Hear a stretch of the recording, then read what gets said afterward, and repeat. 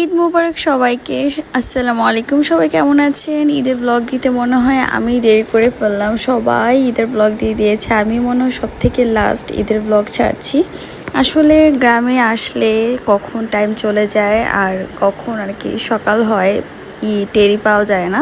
তো যাই হোক, এটা ঈদের দিন সকালবেলায় এটা হচ্ছে মলিদা ছিল, বরিশালের স্পেশাল মলিদা। আর এগুলো ছিল হচ্ছে আমাদের বাড়ির মসজিদের খাবার। মসজিদে এগুলো সব আয়োজন করা হয়েছে। আর এই খাবারগুলো হচ্ছে বাসায় রান্না করা হয়েছে, পাস্তা, সেমাই আর পোলাও, মাংস, এগুলো মসজিদের খাবার ছিল। সো এগুলো দিয়েছে আমাদের খাবারের জন্য, সকালে আর কি নাস্তা করার জন্য।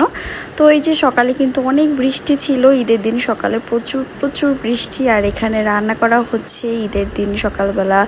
আমরা তো পোলাও মাংস খেয়েছিলাম, আমাদের বাড়ির মসজিদে যেগুলো করা হয়েছিল সেগুলোও খাওয়া হয়েছে। আর এখন হচ্ছে রান্নাবান্না চলছে, সেটা হচ্ছে মাংস আর হচ্ছে খিচুড়ি। যেহেতু সকালবেলা অনেক পরিমাণে বৃষ্টি হচ্ছিল, তো সবাই মিলে ভাবলাম যে আজকে মাংস আর খিচুড়ি করা হবে। বৃষ্টির দিনে খিচুড়ি খেতে অনেক বেশি মজা হয়। আর সকালবেলা যেহেতু আমাদের অলরেডি পোলাও খাওয়া হয়েছে, তো দুপুরবেলা আমরা সবাই খিচুড়ি আর মাংস খাবো। তো আমি কিন্তু এখানে লাকড়ি চুলায় রান্না করছি।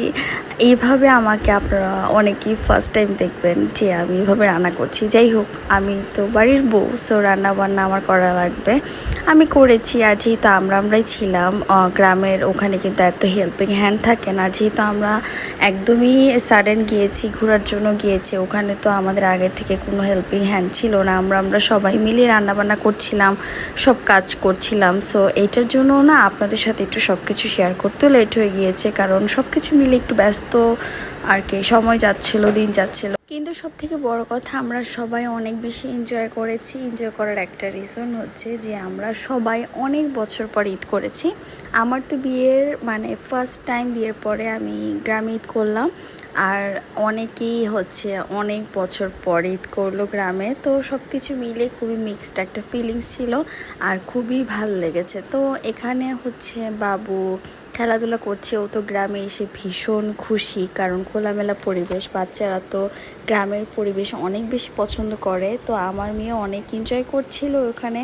তো আমি এখন সব কিছু শেষ করে রান্নাবান্না করে ফ্রেশ হয়ে তারপর হলো এখানে একটু হাঁটাহাঁটি করছিলাম, আমরা পিকচার তুলছিলাম, সব কিছু মিলে ভালো লাগছিল। এটা হচ্ছে সন্ধ্যাবেলা, সন্ধ্যার দিকে আমার দেবর হচ্ছে তারপর তারাবাতি এগুলো এনেছে, যে বাচ্চা কাচ্চা নিয়ে আর কি সবার সাথে করবে।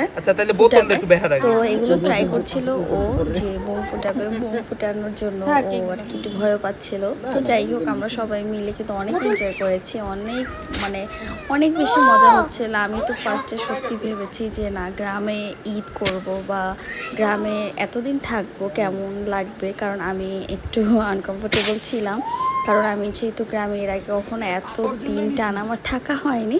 সো একটু একটু ভয় লাগছিল, কিন্তু না, গ্রামে আসার পর থেকে খুবই ভালো সময় কাটছে আর খুবই ভালো লাগছে। সব কিছু মিলিয়ে ডিফারেন্ট ফিলিংস আর ডিফারেন্ট একটা ঈদ এবার গেল আমার লাইফে। যেহেতু বাসার আমার বাবা মা কেউই নেই আমার লাইফে, সো শ্বশুরবাড়ির সবার সাথে খুব ভালোভাবে একটা ঈদ কাটালাম। সবাই দোয়া করবেন, সবাই ভালো থাকবেন। আল্লাহ হাফেজ।